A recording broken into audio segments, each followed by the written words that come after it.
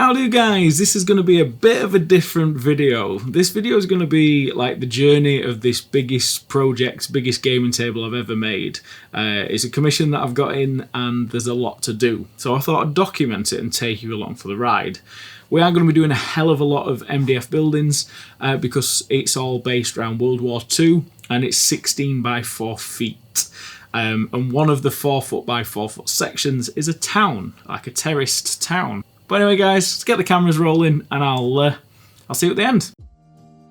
So a town, even though it's only going to be a small section of a town, we're going to need a lot of buildings. The buildings that we're going to be using are these from Sarissa. I have got some other companies' stuff as well, which you'll see later on in the videos. The reason we've gone with MDF is it's a good cheap basis to work from, and it makes building a town quite affordable. Now, while I'm talking about affordability, let me mention this week's sponsor, which is One Page Rules. They've got an absolutely crazy offer this month, where there's 23 dwarves, 20 battle sisters, 88 themed bases, there's 4 massive demons, and the welcome pack you even get extra models, and it's all for just £8 a month. Yeah, it's the biggest release, like most affordable release I've ever seen a company do. And if you've not heard of One Page Rules, check all the links below, guys, because they've got some nice things coming up in the future. All the links and everything are below, guys, and thank you to One Page Rules for sponsoring this video. Now, on with the video. The first thing that I do to any MDF building is we put roof tiles on. Sarissa do sell these roof tiles. They're just on normal cardboard and pre-cut. It's a lot quicker and easier than making them yourself. So I slightly try and put a bit of texture in there with a stone. This is very subtle though. It isn't something that you'll massively see. It's not like a massive dry brush texture, but it makes it look slightly more like slate. Now, because I'm working on a range of ruined buildings that I don't know how ruined they're going to be yet till I start sticking all the buildings together on the board, what I do is I lay all the roof tiles out pretty roughly. I do cover some of the holes and I will tear them and tidy them up later, but I am going to go in there and completely rip apart and destroy sections of the building. But again, we can't do that till it's all the terrain's complete. And the reason that is because obviously once we've got all the terrain together, we can build the board, and if we want to damage an area because it'll make more sense or look a lot better, we haven't pre-done the work and we're worried about damaging everything.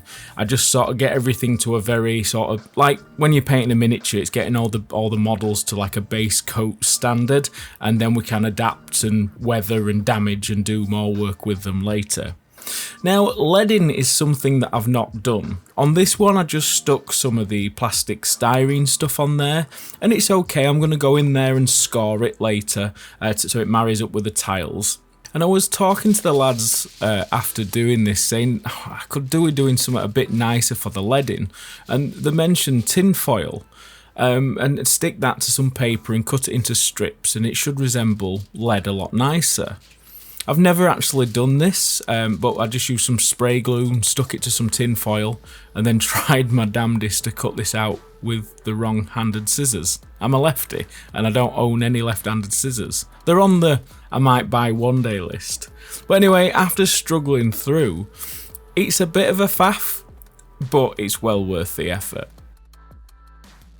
Now, after doing this, I went to varnish the tiles. Now, the reason I do that is, one, so it gives the cardboard a bit of a smoother finish rather than it looking quite fibrous, but also as the card swells from the moisture, it moves them all ever so slightly and just makes them look a bit more hand laid rather than, you know, just stuck on there perfectly. Now, to add some more textures and change all the buildings up because they are very similar looking, I get some of this sheet from like a model railway shop. You can buy it online, and I just cut it out and I block up windows, or there's an actual brickwork around the base of the building, and I just cut it into strips and put it over there, and it's going to make them look a bit more model-like rather than just flat pieces of MDF, which is okay in some circumstances, but when you go in for some older looking buildings, it's nice to have some stone walling and bits and pieces like that on there for you to paint and add a bit more character to the models. Now the problem with using texture sheets and embossed papers and things is they do stand away from the MDF. To get round this, I'm mixing up a paste just using my favourite tile grout, mixed with some PVA glue and water to turn it into a smooth paste. It was quite lumpy the first time I mixed it, but I just added a little bit more water and it made it a lot better. This applied to the building, it's very easy to work with. It's like a very good paste. The only problem with tile grout is because it's sandless, it doesn't have a texture, but we'll get back to that in a second.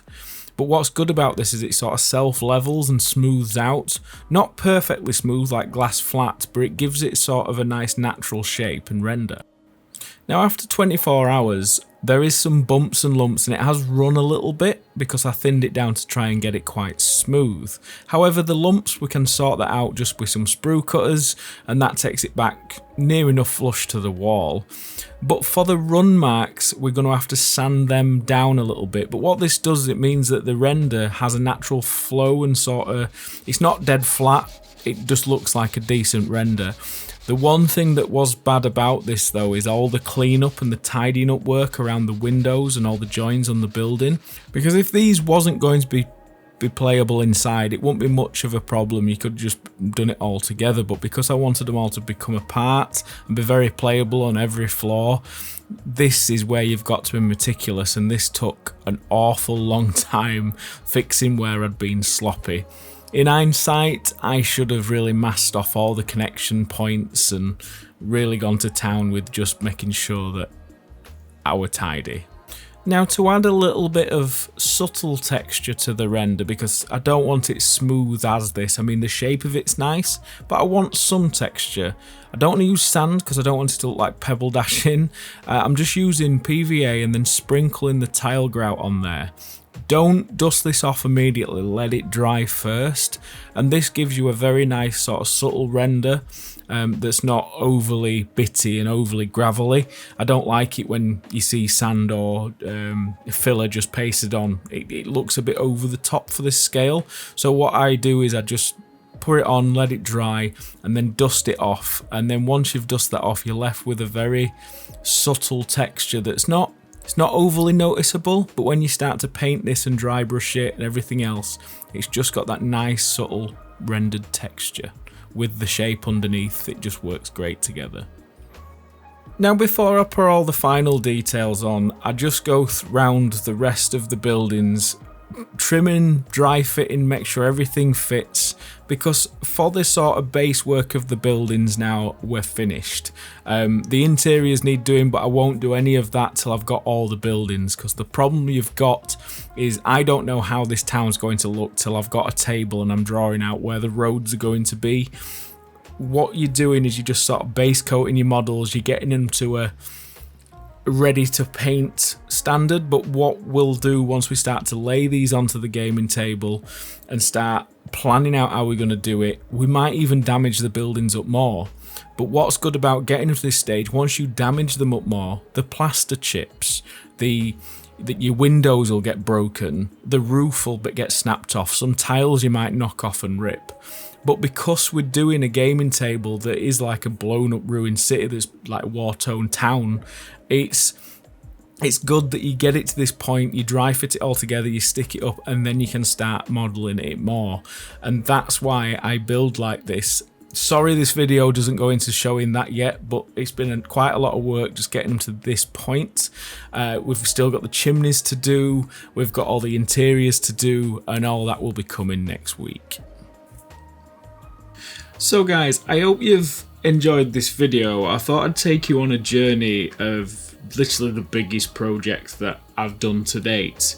It doesn't look like I've done much, and the reason is because there's quite a bit to do here, but I can't do too much because I haven't done the board. But the whole process of the start of this commission is getting organised, is making sure I've got everything.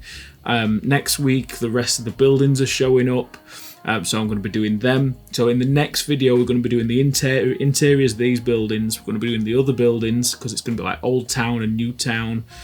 We'll be doing some interior damaging, but not too much, because when we actually get this on the table, we're going to be cutting parts of buildings out and things like that, so it all makes sense rather than just bits of holes here and there. So till I've got everything, I can't finish anything. Until we get to a point on the board, I can't finish anything. So that's why we do things like that. And I just thought this video would be a very good insight to what actually goes on when you're doing commissions. I thought I'd take you along for the journey. If you've liked this video, let me know below. What are you looking forward to on this build? Let me know in the links below, guys. I've enjoyed doing these few buildings, and I've sort of learnt a few things that I'm going to do. On the next buildings, they're going to be quite different because they're all red brick, but means they're going to be a bit quicker to put together. I'm really looking forward to doing the interiors, and I'm sure you guys will enjoy it too. But anyway, guys, thanks for watching, thanks for tuning in, and thank you to this week's sponsor, One Page Rules, for paying us little YouTubers to keep us going. But anyway, guys, thanks for watching, and I'll see you again for the next video. Love, love, love.